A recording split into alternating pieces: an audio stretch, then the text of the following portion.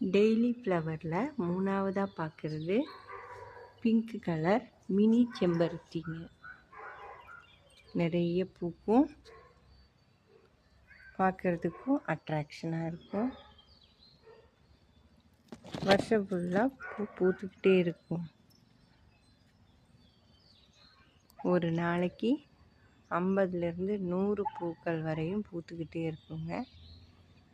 Mini tree மாதிரி தான் வளரும். மொட்டுக்கள் பூ இலையை விட மொட்டுக்கள் அதிகமாக இருக்கும். எப்போவுமே பூ இருக்கும்.